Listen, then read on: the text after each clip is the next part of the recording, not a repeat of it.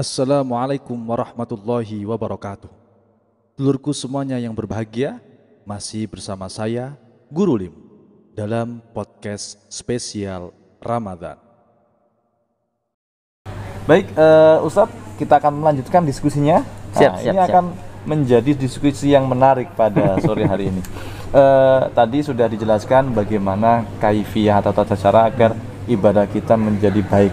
Nah, sekarang Ustadz, ini kita kan saat ini menjalankan Ramadan. Iya. Saya mengingat hadisnya baginda Nabi Muhammad SAW yang berbunyi wa kam min shaimin laisa lahu min siyamihi ilal ju'i wal atas.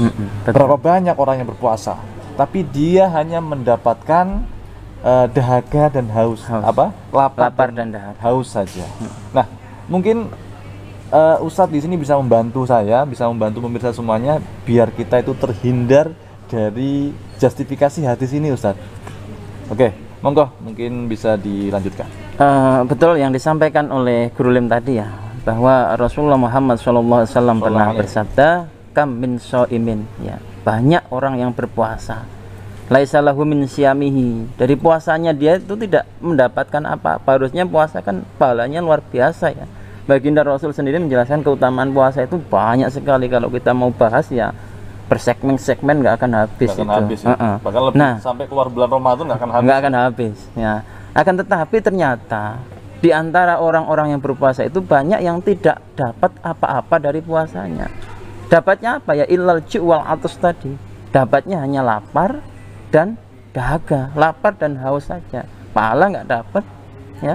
Keutamaan puasanya nggak dapat, dapatnya cuma lapar dan dahaga. Kenapa? Ya karena dia tidak bisa menghindarkan diri dari perbuatan-perbuatan yang merusak pahala puasa. Kalau menghindarkan diri dari perbuatan yang membatalkan puasa itu mudah. Sangat, saya katakan relatif sangat mudah. Jenengan puasa nggak makan, nggak minum, dan tidak misalkan yang sudah bersuami istri tidak melakukan hubungan suami istri, kan gampang sekali. Sah sudah secara fikih sah. Bangun sahur, tidur sampai sore, iya. Selesai perkara ya. Bangun-bangun jadi kupu-kupu sebenarnya. Nah, yang jadi permasalahan itu adalah ternyata banyak orang-orang yang berpuasa dia tidak bisa menjaga diri dari perbuatan yang merusak pahala puasa. Dan ini harus kita ketahui supaya apa? Ya, supaya kita tidak termasuk kategori ataupun kelompok orang-orang yang disebutkan oleh Rasulullah SAW dalam hadisnya tadi. Nah, oleh karena itu pada kesempatan kali ini kita bahas beberapa perbuatan ya yang dapat merusak pahala puasa, dan ini harus betul-betul kita perhatikan supaya ya puasa kita itu bernilai. Ya, maka jangan heran Guru Lim ya, ketika selesai Ramadan itu banyak orang berpuasa tapi pasca Ramadan ya nggak ngefek puasanya betul. Ya karena bisa jadi itu salah satu faktornya, karena ya dia hanya berpuasa menahan makan minum dan hal-hal yang membatalkan puasa. Dia tidak bisa menahan diri dari perbuatan-perbuatan yang merusak pahalanya puasa itu, sehingga puasanya nggak berdampak. Harusnya puasa itu seperti yang di Al-Baqarah 183 kan endingnya la'allakum tattaqun. Nggak dapet. Kenapa? Ya bisa jadi salah satu faktor ya. Salah satu faktornya itu adalah mereka atau orang-orang yang berpuasa itu hanya menahan makan dan minum saja, tidak menahan diri dari perbuatan-perbuatan yang dapat merusak pahalanya puasa. Ustadz, langsung saja Ustadz. To the point ya. Jenengan sukanya to the point ini. Memang harus begitu Ustadz, agar kita berhati-hati gitu loh. Betul. Kita berhati-hati. Mungkin apa saja sih hal-hal yang dapat merusak pahala puasa itu? Baik, di dalam sebuah hadis ya, itu dari sahabat Anas bin Malik itu ada lima perbuatan yang bisa merusak pahala puasa. Yang pertama itu adalah bohong. Ya, bohong. Ini berkaitan dengan lisan ya. Jadi bohong. Ya, bohong, berdusta. Nah, kalau di era sekarang bohongnya bukan cuma lewat lisan, bisa jadi bohong kita secara tulisan. Eranya kan era digital. Era digital, betul. Kita punya medsos banyak nih, ada Facebook, Twitter, Instagram, apalagi. Nah, jadi kan bisa berbohong di bisa media-media sosial tersebut dengan misalkan menyebarkan hoax ya, berita bohong. Itu kan termasuk kebohongan. Nah, itu hati-hati bagi jamaah Facebookiyah, jamaah Twitter maupun jamaah Instagram. Ya, betul. Karena itu bisa berbahaya. Apalagi di bulan Ramadan ya, kita misalkan nge-share nih berita yang belum tentu benar. Nah, itu bisa merusak pahala puasa kita. Kebohongan itu, kebohongan yang kita buat. Kalau dulu secara lisan, belum ada media sosial ya lisan. Lisan ya. Lisan. Zaman dulu, tapi zaman sekarang ya lisan kita kan berganti menjadi tangan, karena tangan itu ya perwakilan daripada lisan kita. Jadi bohong. Maka hati-hati kalau kita dapat share-sharean misalkan ya, dapat sebuah berita, apa istilahnya broadcast ya, berita di tabayun dulu. Kita cek and recheck dulu berita ini benar apa enggak. Sumbernya dari mana? Sumbernya dari mana? Mutawatir enggak ini kan gitu. Soheh enggak? Kalau enggak ya jangan di share gitu. Ya jangan di share karena ini berbahaya. Ini ketika kita menyebarkan berita kebohongan atau berita hoax, berarti kan kita sama dengan berbohong. Iya, itu ya, itu yang pertama. Yang kedua ghibah. Ghibah ya, ghibah itu bahasa anak sekarang apa? Ngerumpi ya. Jadi ghibah itu ngomongin orang berdasarkan, ya memang berdasarkan fakta. Contoh, Kang Alim, Guru Lim misalkan, saya omongin di belakang ini misalkan, ya, misalkan Guru Lim begini-begini, ya, tapi itu berdasarkan fakta, itu namanya ghibah. Jadi ghibah itu memang based on fact ya, berdasarkan fakta. Bukan fak ya? Hah? Jadi itu fakta. Jadi ghibah itu ya kita ngomongin orang memang faktanya dia seperti itu.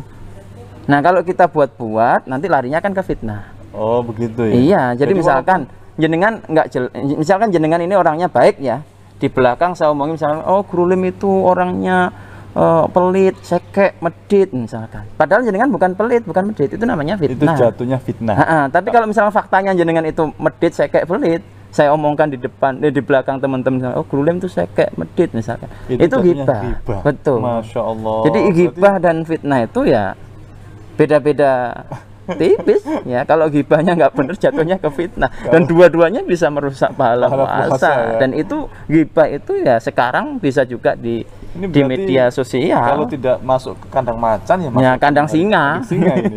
Lebih baik ya nggak usah ya, makanya itu berhati-hati kita dalam bertutur kata selama bulan Ramadan ini. Berhati-hati di dalam apa namanya ya, menuliskan status atau membuat postingan-postingan di media sosial selama bulan puasa ini. Ya harusnya bukan hanya selama bulan puasa sih ya. Di luar Ramadan pun harusnya kita menjaga lisan kita, menjaga tangan kita. Karena memang seperti itu ajaran dari agama Islam. Betul sekali. Kan katanya mengikuti ajaran Rasulullah. Rasulullah nggak pernah ngajari kita ghibah, Rasulullah nggak pernah ngajari kita nyebarkan berita hoax, Rasulullah nggak pernah ngajarin kita membenci orang, Rasulullah nggak pernah ngajarin kita untuk istilahnya menebarkan hate speech ya, berita-berita kebencian, ujaran-ujaran kebencian, nggak ada. Cari deh satu hadis pun nggak akan ketemu, satu riwayat pun nggak akan ketemu. Seperti itu. Ya. Iya, akhlaknya Rasulullah sendiri adalah Al-Quran. Kan seperti itu. Andaikan Rasulullah itu hidup di zaman sekarang, pasti beliau itu selalu jadi trending topik terus. Betul sekali. Karena saking mulanya beliau. Itu yang keberapa tadi? Kedua. Kedua. Yang ketiga yang bisa membatalkan pahala puasa adalah namimah, hibah. Namimah itu adu domba. Domba kok diadu ya. Adu domba. Kata Bang Haji adu domba ya. Adu domba ya tahu sendiri kan, kita ngedu-ngedu orang. Misalkan saya ngomongin jenengan di depan si A begini, nanti saya ngomongin si A di depan jenengan begini, akhirnya kemudian jenengan dengan si A bertengkar. Nah, itu namanya bermuka dua orang ini. Hah? Bermuka dua. Bermuka tebal. Mukanya sudah enggak karuan. Seperti itu. Itu namimah namanya ya, adu domba. Jadi ghibah, namimah. Kemudian yang selanjutnya itu adalah sumpah palsu. Kalau ini relatif mudah ya untuk kita jauhi, mudah untuk kita hindari. Dan yang terakhir adalah an-nadhru bis-syahwat. Jadi memandang dengan syahwat ya, memandang otomatis kan memandang lain jenis, nggak mungkin memandang sesama jenis kan. Kalau Anda memandang sesama jenis dengan penuh syahwat berarti patut dipertanyakan. Di bulan Ramadan juga seperti itu. Iya, jadi kalau kita memandang orang lain yang bukan mahram ya, bukan muhrim ya. Mahram itu berarti termasuk perbuatan yang dapat menimbulkan syahwat. Betul, merusak pahala puasa. Nah, sebenarnya yang sulit kita hindari itu yang pertama dan kedua, yang berhubungan dengan lisan ini. Lisan itu betul. Makanya di dalam kitab Riyadhus Shalihin itu, ini saya bawa kitabnya itu, Imam Nawawi mewanti-wanti kita agar betul-betul menjaga lisan kita selama bulan puasa itu. Karena bahayanya lisan itu ya tadi bisa merusak pahala daripada puasa yang kita kerjakan. Sayang kemudian kalau kita sudah dari terbit fajar sampai terbenam matahari kita sudah menahan lapar, menahan dahaga, menahan hal-hal yang membatalkan puasa, terus kemudian puasa kita nggak dapat apa-apa, itu kan eman. Betul, Ustaz. Sangat disayangkan. Tadi jenengan menyebutkan ada wanti-wanti dari Imam Nawawi. Betul. Bisa dibacakan. Ini di dalam kitab Riyadhus Shalihin ya, di dalam bab puasa itu Imam Nawawi mengutip beberapa hadis dari baginda Rasulullah Muhammad SAW. Yang pertama, nanti saya dua aja ya. Kalau banyak nanti nggak selesai, tebel ya. Ya.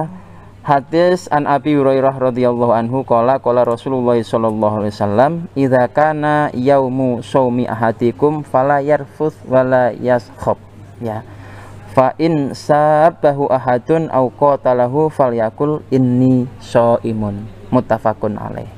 Jadi Rasulullah Muhammad sallallahu alaihi wasallam bersabda, jika kalian ya idza kana yaumu shaumi ahadikum, pokoknya jika kalian hari-hari kalian itu sedang berpuasa lah ya.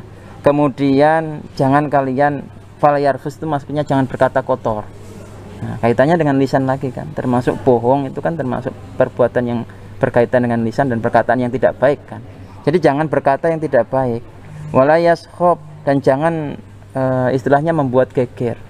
Ya, membuat geger kan bisa berarti apa namanya, berkaitan dengan ucapan kita juga. Orang bisa geger gara-gara ucapan kita, orang bisa bertengkar gara-gara tulisan kita, orang bisa berkelahi gara-gara status kita, orang bisa gontok-gontokan gara-gara postingan kita. Makanya berhati-hati betul ya. Nah, fa in sabahu ahadun aw qatalahu, maka jika ada orang memaki kita ketika kita sedang berpuasa atau ngajak kita gelut misalkan ya, maka cukup katakan falyakul inni shaimun ya, ini sesungguhnya aku shaimun, yaitu orang yang berpuasa. Ya katakan kepada mereka, sorry bro, saya puasa gitu. Itu resep dari Rasulullah. Nggak perlu kita meladeni. Jangan kemudian kita perkataan jelek kemudian kita lawan dengan perkataan jelek, nggak perlu ya. Nah, orang mancing-mancing kita ya biarin. Cukup katakan inni shaimun, saya puasa, sorry gitu. Nah, berarti itu salah satu tips untuk menghindari Ustaz ya. Betul. Untuk menghindari agar kita terhindar dari perkara yang tadi kan. Oke. Baik Ustaz, sudah ada 5 poin yang saya tangkap di sini. Ada beberapa hal yang dapat merusak pahala puasa. Betul. Ya. Salah satunya berbohong, hibah, adu domba, kemudian sumpah palsu, melihat dengan syahwat, dan juga berkata kotor tadi. Ya. Berkata kotor atau berkata yang jelek, mengumpat dan lain sebagainya. Betul. Itu juga bisa merusak Ustaz ya. Makanya misalnya, kalau asem gitu. dalam intonasi yang berbeda tapi asemnya itu. Betul. Bukan asem untuk sayur asem ya, bukan. Tapi, asem. Nah, begitu kan.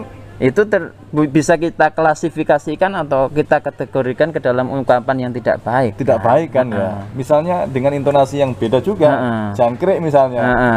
Ada jangkrik gitu kan. Itu beda kan? Beda.